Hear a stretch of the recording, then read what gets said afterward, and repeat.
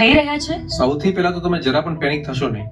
યાદ રાખો કે તમામ પ્રોબ્લેમના સોલ્યુશન આપણી પાસે છે, એના ઓલ્ટરનેટિવ્સ પણ છે. એક વખત જો હેબિટ થઈ ગયા પછી એને તરત છોડવાની કોશિશ કરશો તો બાળકો છોડી નહીં શકે. સૌથી પહેલા તો એને કોઈ બીજી એક્ટિવિટીઝમાં તમે એને ઇન્વોલ્વ કરો. એના માટે તમારે ભોગ આપવો પડશે, તમારા ટાઈમનો. જી હા, બાળકોને સૌથી વધારે જરૂર હોય તો પ્રેમ અને હૂંફની જરૂર હોય છે, અને આ પ્રેમથી જ તમે એના પ્રત્યે તમારો વિશ્વાસ મેળવી શકો છો. ડેલી એની સાથે મેડિટેશન કરો, યોગા કરો. પોસિબલ છે કે એ ના પાડે, પણ એને ગાર્ડનમાં લઈ જાઓ. થોડાક દિવસ એ જોશે બધું, પછી એને પોતાને પણ ફીલ થશે. પછી થોડાક દિવસ રહીને તમે એને કહો કે તું પણ મારી સાથે યોગા કરને, મને કંપની મળશે. તમે એના પેરેન્ટ્સ તો છો જ, પણ સૌથી પહેલા એના ફ્રેન્ડ બનો આ હેબિટમાંથી બહાર લાવવા માટે. વાક ખાલી બાળકોનો નથી, પેરેન્ટ્સનો પણ એટલો જ વાક છે.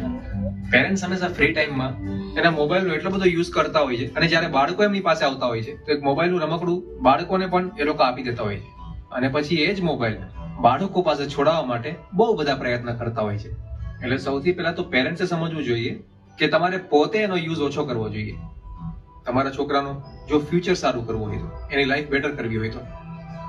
Social media is important, but કયો social media? WhatsApp, Facebook, Twitter? બંધ કરી શકે એવો સેલ્ફ કંટ્રોલ ડેવલપ કરો. અને આ કોઈ રાતોરાતની પ્રોસેસ નથી.